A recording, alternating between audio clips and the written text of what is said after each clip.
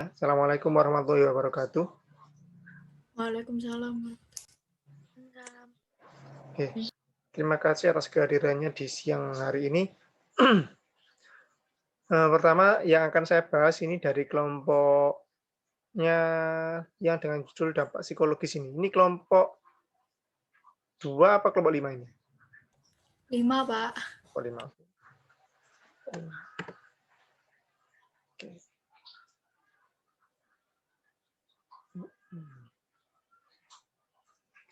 Nah, saya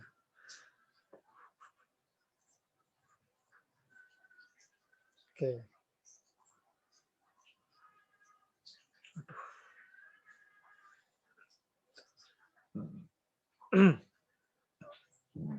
Oke.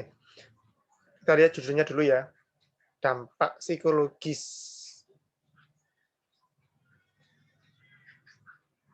pada remaja korban. Oh, gini.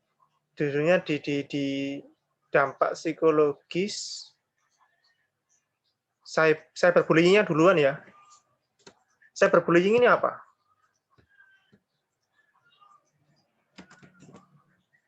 Halo. Cyberbullying ini apa? Kayak pembulian tapi di media sosial gitu, Pak. Oh.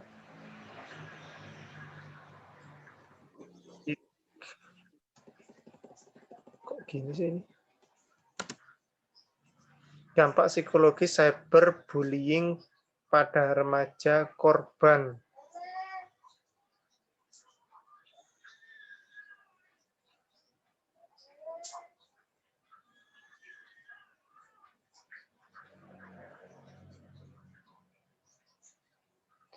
Dampak psikologis cyberbullying pada, langsung aja pada siswa. Gimana ya? Dampak psikologis.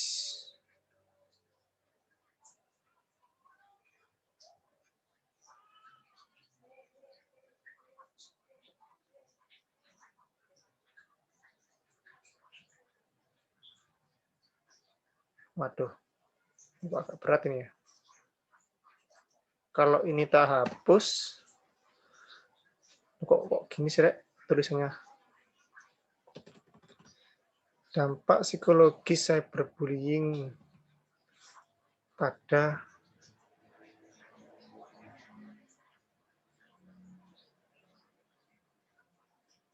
sebentar. Memang di kamu udah nemukan korbannya itu udah ada apa belum?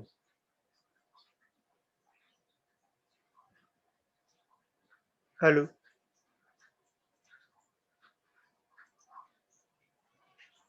Halo. Sudah, Pak. Kayak ada beberapa gitu.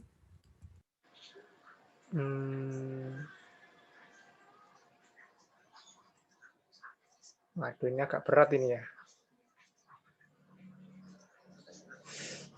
Dampak psikologis cyberbullying pada remaja gitu aja.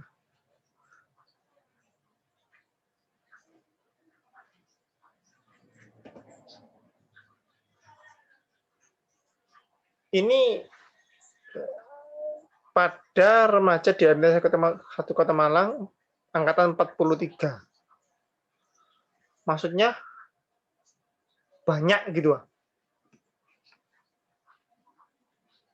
Kayak contoh korban itu ada beberapa yang dari angkatan 43 gitu loh, Pak, yang saya temukan gitu.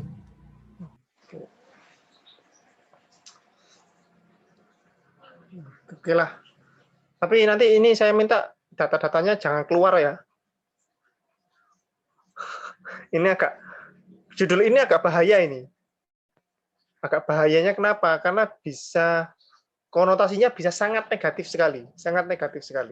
Seakan-akan kalau seperti ini berarti ada kegiatan bullying yang terjadi itu gimana? Apa antar siswa atau bagaimana? Atau dari umum saja gitu? Umum, Dari umum, Pak. Dari umum, Pak. Umum kan ya? Nah, tetapi judul kamu ini seakan-akan ya. Oh, berarti di satu Malang itu jadi bullying yang wah banget ya gitu loh. Dari judulnya itu loh. Saya baca dari judulnya. Saya paham maksud kamu seperti apa, saya paham. Artinya mungkin di teman-teman kamu ada yang dia terbuli entah itu oleh teman sekolah, entah oleh teman luar atau bagaimana kan gitu.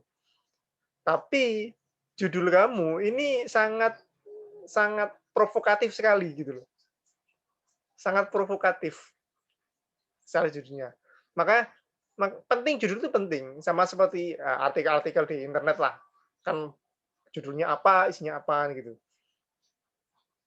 Jadi kalau mau dalam tanda kutip mau menghancurkan citra MTS 1 ini bagus judulnya. Judulnya bagus. Tapi gini aja, kita benahi supaya tidak ada miskonsepsi aja. Walaupun benar, tapi ini something yang perlu diperbaiki. Dampak psikologis cyberbullying pada remaja gitu aja lah. Nggak usah Jadi kayak MTSN-nya dihapus gitu, Pak. dihapus aja. Jadi kan kamu ngambilnya random gitu aja. Ya walaupun nanti yang kamu ambil anaknya itu anak MTS, tapi jangan disebutkan.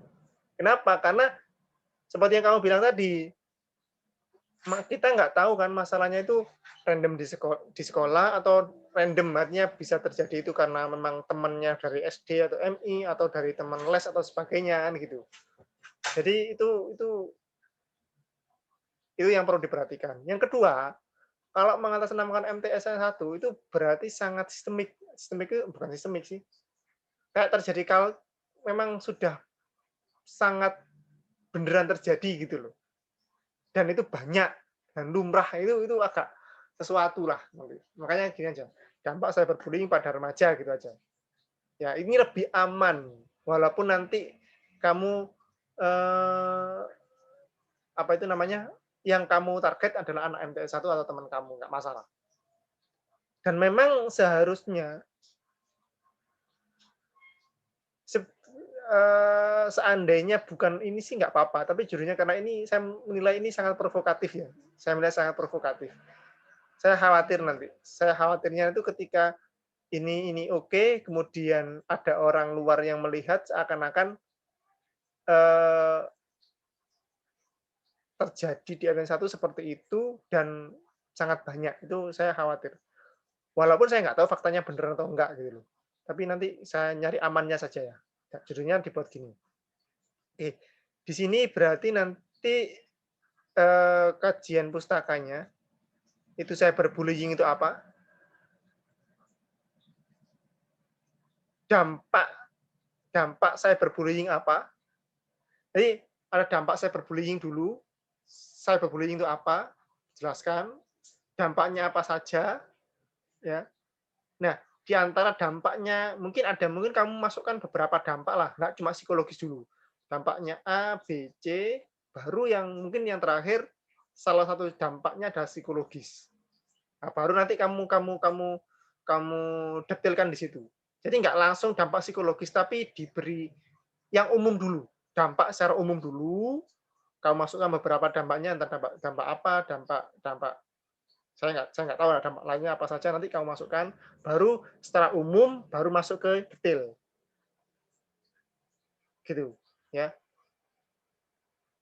Kemudian remaja di sini nanti kamu sebutkan juga, karena remaja kan rentang usia dari berapa sampai berapa. Nah, itu kamu sebutkan supaya pembaca itu nanti sudah terframing. Jadi yang dimaksud remaja itu usia berapa sampai berapa. Itu ada pengertiannya secara psikologis ada. Nanti kamu cek aja. Jadi kamu masukkan juga. Jadi ada 3, cyberbullying, dampak cyberbullying itu apa, sama pengertian remaja. Dan bisa jadi yang dimaksud dengan remaja di teori itu berbeda dengan yang dimaksud remaja yang kalian maksud. Nggak apa-apa. Yang dimaksud teori kamu masukkan, tapi nanti kamu juga batasi di bawahnya. Yang kami maksud dengan remaja di sini adalah titik. Entah siswa usia, anak usia berapa sampai berapa, atau siswa apa, terserah. Mungkin kalau usia berarti mungkin usia Ya yang kamu target usia berapa gitu aja. Kalau masuknya ke sekolah berdasarkan jenjang berarti yang dimaksud remaja di sini adalah seorang anak yang berada pada jenjang sekolah menengah pertama misalnya. Misalnya itu yang kamu maksud, kamu tulis seperti itu. Itu di kajian pustaka ya. Saya lihat kajian pustaka dulu, lompat dulu. Nah, pengertian ini tidak usah ya. Kata pengertian dicoret, saya coret. Langsung saya berbullying. Langsung saya berbullying itu apa? Nah, di sini nanti termasuk pengertian, macamnya apa, jenisnya apa, masuk di situ. Nah, ini juga. Ini nggak usah. Jadi ini nanti di akhir ya. Jadi sebelum dampak psikologis nanti dampak cyberbullying dulu. Jadi ini dampak cyberbullying apa? Nah, di dalamnya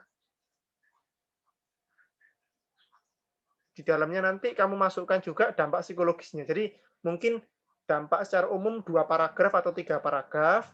Nah, baru paragraf berikutnya.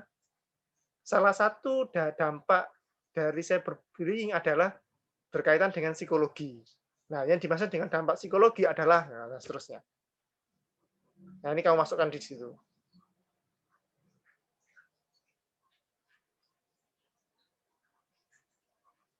Nah, ini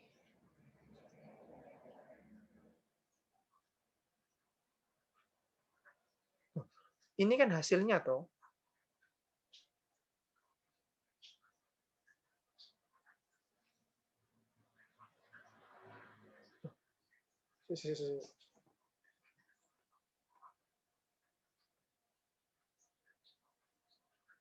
Dampak kognitifnya maksudnya. Halo. Ini maksudnya apa ini?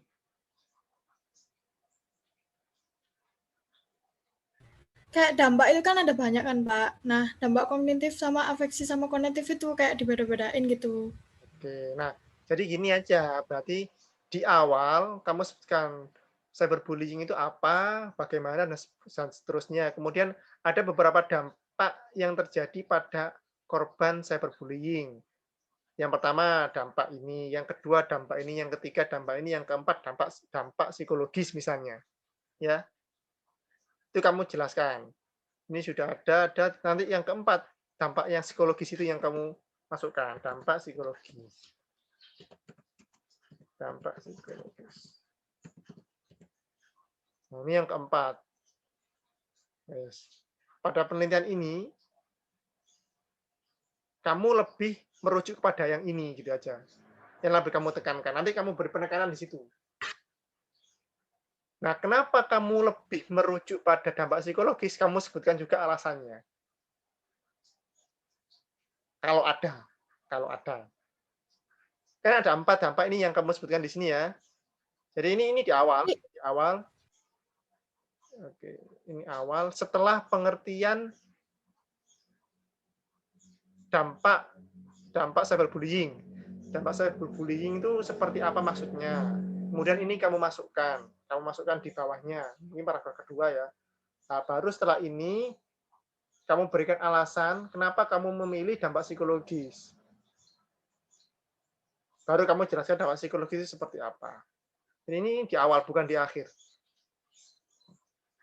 Ini nggak perlu ya, langsung aja ya. Langsung aja. Jadi langsung di sini jadi satu.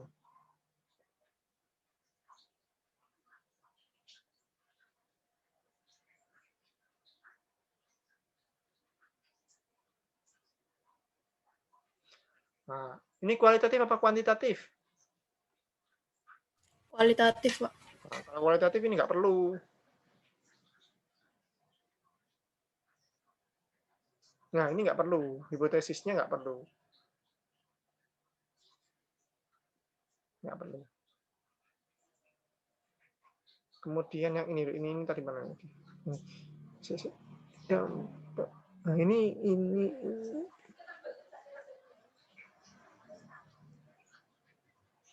Oke, oke. Nanti diperbaiki ya itu ya. Kemudian ini. Oke lah. Oke, mungkin itu dulu sementara yang di bab 2. Kita kembali ke bab 3.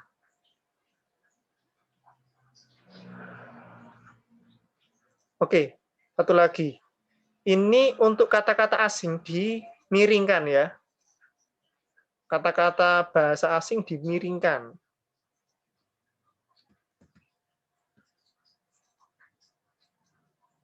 Di italic.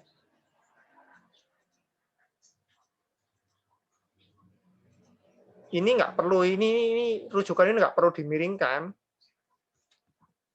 Nggak perlu dimiringkan. Yang rujukan nggak perlu dimiringkan.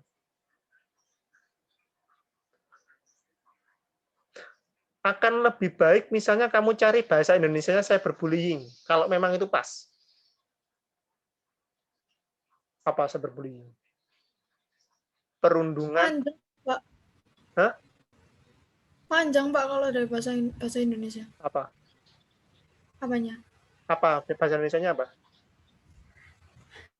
Kan cyberbullying itu artinya kayak dampak bullying tapi secara online gitu loh, Pak. Perundungan, bully itu kan Ya, rendung. perundungan apa ya? Ya, rendung. Nah, ya nanti tapi tetap kamu masukkan di itu aja di kajian pustakanya itu masukkan pengertian bahasa Indonesianya supaya biar enak. Ini enggak, oke. Kita balik ke bab 1, langsung ke rumusan masalah. 1, 2 tidak perlu.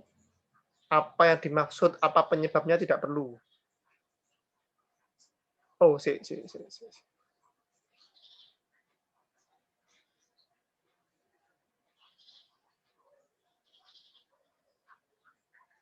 Di sini kamu bahas psikologis, di sini kesehatan mental. Jadi yang benar yang mana?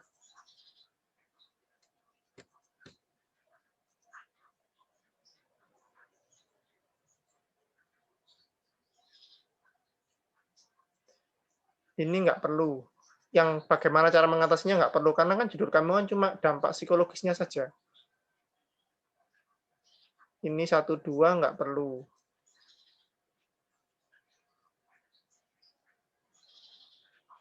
Yang ketiga, ini yang pertama ini aja, dampaknya cyberbullying secara umum. Yang kedua, dampak cyberbullying pada sisi psikologi. Itu aja. Ya, itu aja ya.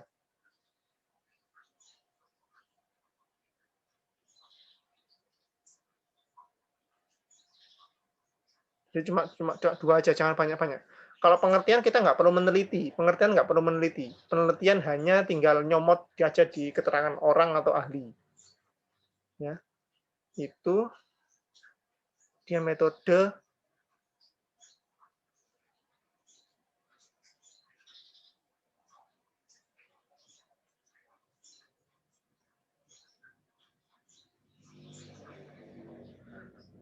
Nah, ini bukan populasi sampel ya. Ini kalau kualitatif bukan populasi sampel. Artinya informan atau subjek gitu aja lah. Objek yang diteliti gitu aja. Ya. Bukan informan. Bukan sampel populasi. Nanti saya tunjukkan contohnya saya di metode. Saya tunjukkan. Ini bukan ini nanti. Penulisannya enggak seperti ini. Itu dulu mungkin untuk kelompok ini ada yang tanyakan enggak? Yang tadi itu, Pak, dampak afeksi, dampak kognitif. Ini. Itu kan itu dampak kognitif, afeksi sama konatif itu kayak pembagian dari dampak psikologis gitu loh, Pak. Itu dimasukin apa enggak? Itu kata-katanya enggak pas di sini. Oke, kalau gitu enggak apa-apa. Kalau di sini berarti nanti kata-katanya nggak pas di sini, nggak ada yang menjelaskan bahwa ketiga ini adalah bagian dari dampak psikologis. Lupa jelasin, Pak. Nah, itu diperjelas lagi ya. Makanya saya tadi bingung bacanya kok ini di akhir gitu ya. Ya udah berarti tetap ini nanti di belakang berarti ya, di belakang. Bukan di awal. Oke. Oke. Ada lagi yang ditanyakan? Tidak ada, Pak. Oke, kalau nggak ada saya ke kelompok berikutnya. Ini ya, kelompok 2 ya. Halo. Iya, Pak.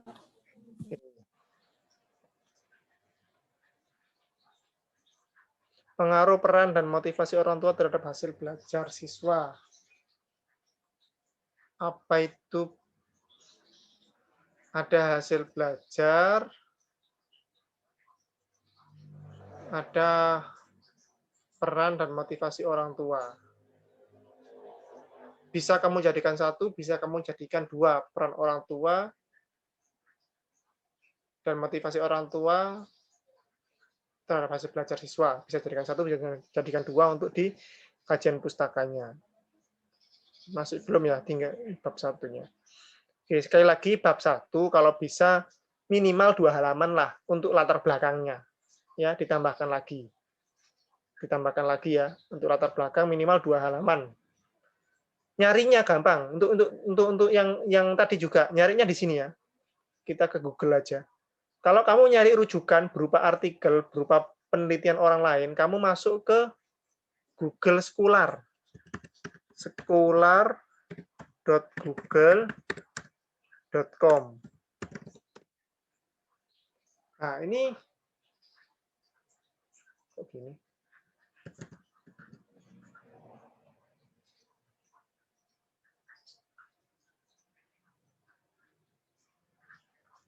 Nah, ini tinggal nyari di sini. Misal tentang apa ini? Peran orang tua. Orang tua dalam terhadap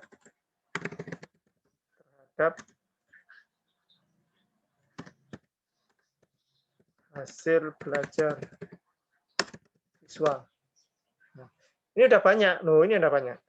Dan yang muncul di sini adalah artikel-artikel hasil penelitian orang lain. Nah, ini yang kamu bisa jadikan rujukan.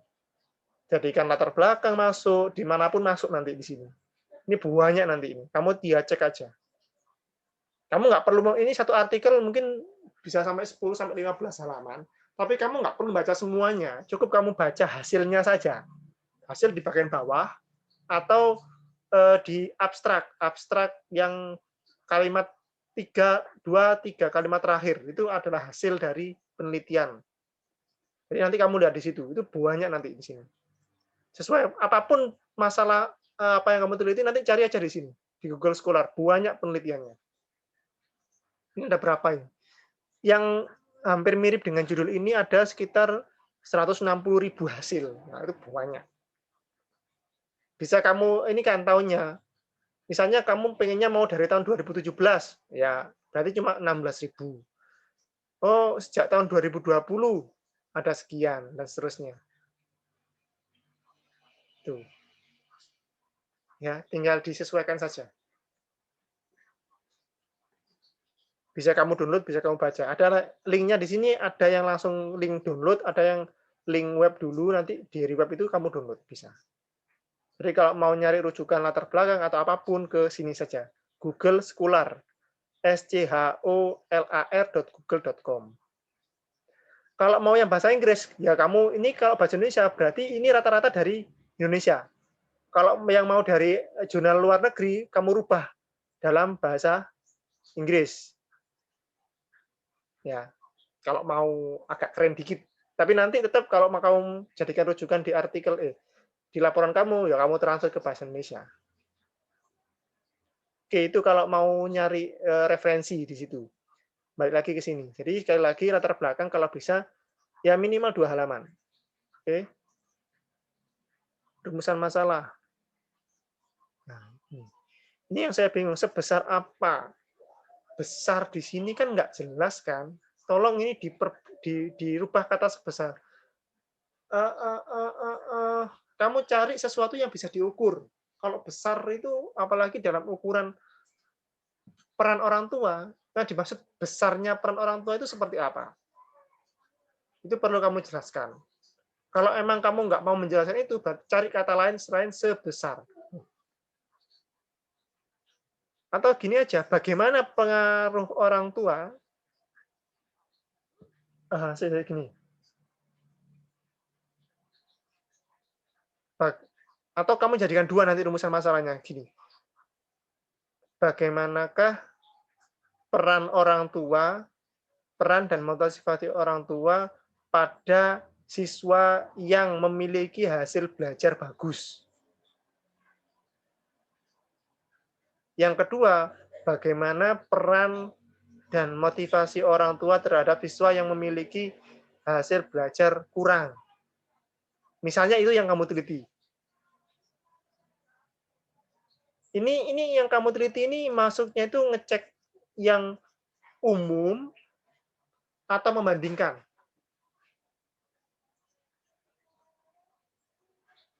Halo?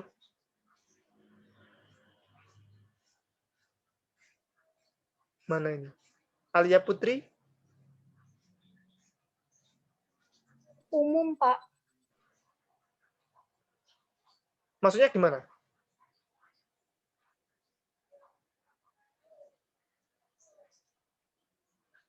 Maksudnya umumnya gimana? Kayak gimana ya? Bentar.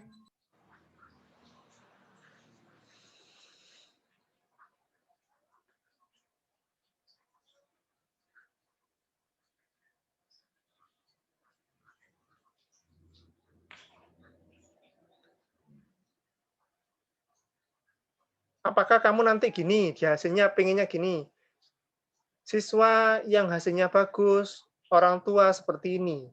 Siswa yang kurang, orang tua seperti ini. Apakah seperti itu atau enggak? Bukan, Enggak, Pak. Pak. Bukan. Maksudnya gimana? Saya enggak, belum nangkep ini.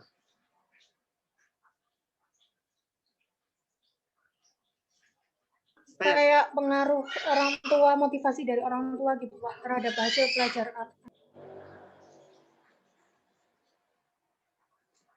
Maksudnya gini dah. Apakah motivasi orang tua mempengaruhi hasil belajar siswa gitu dah? Iya. Iya, Pak. Pertanyaan saya, peran dan motivasi orang tua yang seperti apa? Iya, Pak.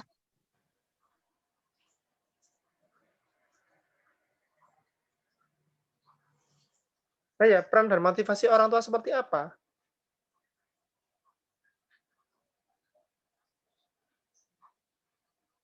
Kayak memberi dukungan ke anaknya gitu, Pak, ngingetin sama kayak atau perannya tuh kayak nemenin belajar anak. Nah, gini, kalau penelitian itu jawabannya iya dan tidak, itu ini kualitatif apa kuantitatif? Kualitatif. Nah, kalau penelitian itu rencana jawabannya iya dan tidak, itu kuantitatif. Kalau kualitatif itu menjelaskan bagaimana. Nah, kemudian kalau kuantitatif yang kamu maksudkan itu, apakah orang tua itu peran dan motivasinya itu mempengaruhi hasil belajar? Jawabannya iya dan tidak. Berarti peran dan motivasi yang kamu maksud itu harus sama. Artinya bisa kamu eksperimen. Itu kalau memang jawabannya gitu kan eksperimen. Kalau anak ini tak beri peran seperti ini, motivasinya seperti ini, kira-kira hasilnya gimana ya? Kalau peran dan motivasinya saya rubah, hasilnya gimana ya? Kalau seperti itu eksperimen, kuantitatif. Kalau kualitatif itu gini, kalau kualitatif ya, makanya saya tadi bingungnya apa? Karena ini saya kira kualitatif. Kalau kualitatif gini, pengaruh peran dan motivasi orang tua. Yang pertama, peran dan motivasi orang tua kan macamnya banyak. Ya, bisa jadi antara orang tua satu dengan orang tua yang lain berbeda. Bisa jadi juga ada 2 anak, misalnya A dan B. A dan B ini sama-sama hasil belajarnya bagus. Sama-sama hasil belajarnya bagus. Tetapi bisa jadi peran dan motivasi orang tuanya itu berbeda.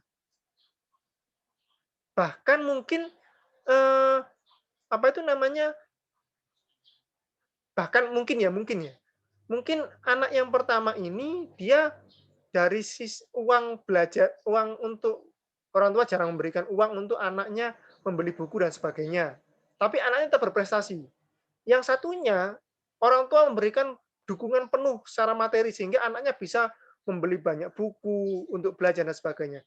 Tetapi dua anak ini sama-sama berprestasi. Nah, itu yang mungkin bisa dijelaskan ketika kualitatif. Tetapi kalau kuantitatif ya kamu uji coba. Gini ya, kalau kuantitatif yang ingin jawabannya mempengaruhi atau tidak itu sulitnya itu adalah kamu harus memastikan peran dan motivasi orang tuanya sama. Sama, hasilnya sama. Kalau peran dan motivasinya dibuat berbeda, maka hasilnya berbeda. Itu harus eksperimen.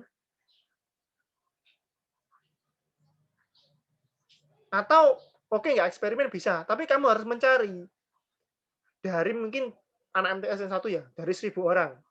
Kira-kira dari 1.000 orang, kamu cari peran, survei lah namanya. Cari peran orang tua yang sama. Peran orang tua yang sama, kamu bandingkan hasilnya. Ada orang tua A, B, C, D, E. Peran dan motivasinya sama. 5 orang ini. Hasil anaknya gimana? Tapi itu nggak valid. Bukan nggak valid sih, bisa jadi nggak valid. Karena kamu milih gitu loh. Jadi itu butuh data yang sangat banyak kalau seperti itu. Ya silakan sih. Saya kembalikan lagi ke kelompoknya. Kalau mau tetap dengan yang ingin diharapkan tadi, apakah pengaruh itu apakah peran dan motivasi mempengaruhi belajar siswa? Kalau yang ingin kamu jawab di akhir adalah iya dan tidak, berarti ini adalah kuantitatif. Kalau kuantitatif seperti yang tadi, kamu survei semuanya, kamu cari peran orang tua yang sama, kamu cek hasil belajar siswanya. Apakah sama apa enggak? Kalau peran orang tuanya sama, hasil belajar siswanya enggak sama, berarti jawabannya tidak. Tidak mempengaruhi. Kalau misalnya peran orang tuanya sama, hasil belajar siswanya sama, berarti mempengaruhi. Dan kamu bandingkan dengan peran yang berbeda. Peran A, hasilnya apa? Peran B, hasilnya apa? Kalau peran A dan peran B hasilnya berbeda, berarti dia mempengaruhi. Kalau peran A, hasilnya kok berbeda, berarti tidak mempengaruhi. Kalau peran A hasilnya A, peran B hasilnya A juga, berarti tidak mempengaruhi. Paham nggak yang saya maksud ini? Halo? Paham kok, Pak. Nah, itu kalau kuantitatif. Kalau eksperimen, ya kamu coba. Misalnya kamu sebagai orang tua, anakmu kamu motivasi seperti ini, kita lihat 5 bulan lagi hasil belajarnya seperti apa. Misalnya gitu. Itu kalau eksperimen. Kalau eksperimen kayaknya nggak mungkin deh kamu. Nggak mungkin. Karena butuh waktu juga. Pertanyaan saya tinggal satu. Karena kembali lagi ke kalian. Apakah mau kuantitatif, caranya seperti itu, atau kualitatif? Kalau kualitatif nggak perlu banyak. Cukup kamu ambil dari kelas kamu beri angket, selesai. Nanti tinggal kamu menganalisa. Oh, orang tuanya ini perannya seperti ini. Anaknya bagus. Oke. Oh, orang tua A, B, C, D perannya seperti ini. Oh, anaknya kurang bagus. Nah, nanti kamu tinggal jabarkan saja. Hasilnya adalah orang tua yang memberikan motivasi seperti ini dan peran seperti ini, itu ternyata siswa yang diberikan peran seperti itu bagus. Tapi orang tua yang memberikan peran seperti ini, ternyata hasil belajar siswanya kurang. Itu hasilnya. Dan untuk hasil penelitian kualitatif itu nggak bisa secara general umum. Hanya untuk kasus itu saja, dan itu lebih aman. Ya. Sekarang saya kembali lagi ke kelompok kalian, tinggal mau seperti apa. Kalau mau kuantitatif, Berarti kamu harus membuat angket buahnya, kamu sebar. Karena kenapa kok harus banyak? Kalau dikit nanti bisa jadi kamu nggak akan menemukan yang kamu inginkan. Tapi kalau yang kualitatif, 5 anak bisa jadi, 10 anak bisa jadi. Tinggal kamu jelaskan saja. Gitu. Ya silakan kalian rundingan dulu